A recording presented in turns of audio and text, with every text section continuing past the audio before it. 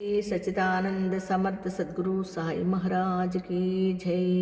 సాయి బిడ్డలందరికీ కూడా సాయినాథుని ఆశీర్వాదాలతో మనం గురుచరిత్ర పారాయణం 47వ అధ్యాయంలోకి వచ్చేసామండి. శ్రీ గణేశాయ నమః, శ్రీ సరస్వత్యై నమః, శ్రీ గురుభ్యో నమః. ప్రస్తావన అండి. 1. తనివి తీరని సద్గురు కథార సపానాసక్తి. శ్రీ దత్తానుగ్రహానికి చిహ్నమని సిద్ధుడు మరలా చెప్పారండి. 47, 48, 49 అధ్యాయాలలో కూడా హెచ్చరిస్తున్నాడు. సిద్ధుడు పూర్ణమైన నిష్ఠ ఓరిమిలతో సద్గురువును సేవించి జీవన్ముక్తుడయ్యాడు కనుక ఆయన వాక్కు ప్రమాణమేనని గుర్తించుకుని ఈ గ్రంథ పారాయణం చేయాలి. 2.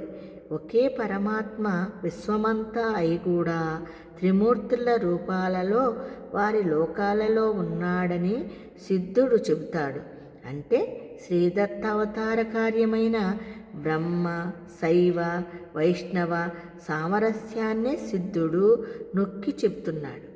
ఆ రూపాలలో ఆయా లోకాలలో ఆవిర్భవించిన పరమాత్మే భక్తులను ఉద్ధరించడానికి భూమి మీద సంచరిస్తున్నాడని చెప్పి సద్గురువులో త్రిమూర్తుల ఐక్యమున్నదని గుర్తు చేస్తున్నాడు.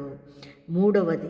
భగవంతుడు ప్రతి యుగములోనూ అలా అవతరిస్తాడని చెప్పడం వలన ముందటి అధ్యాయాలలో చెప్పినట్లు సద్గురు సేవకులను సమీపించవద్దని భగవంతుడు కలిపురుషునికి చెప్పినందువలన మనము అట్టి సద్గురువుని సేవిస్తే ఈ కలిమలానికి వెరవనవసరము లేదని సిద్ధుడు హెచ్చరిస్తున్నాడు. 4. శ్రీగురుడు ఒకే సమయంలో 8 గ్రామాలలోని భక్తుల ఇండ్లకు వెళ్ళాడట. ఇట్టి లీలలెన్నో షిరిడి సాయినాథుని చరిత్రలో చూడవచ్చు. శ్రీగురుడు తనను భక్తితో సేవిస్తున్న కృషివలునికి లక్ష్మీభక్తి కూడా స్థిరంగా ఉండేలా వరమిచ్చాడు. లక్ష్మీ చంచలమని లోక ప్రసిద్ధి.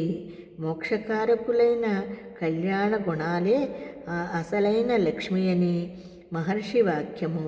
అంటే లౌకిక సుఖాలే కోరే అజ్ఞులకు కూడా సద్గురుడు అతడు కోరిన అభిష్టానికి తోడు మోక్షరహతను కూడా ప్రసాదిస్తాడన్నమాట.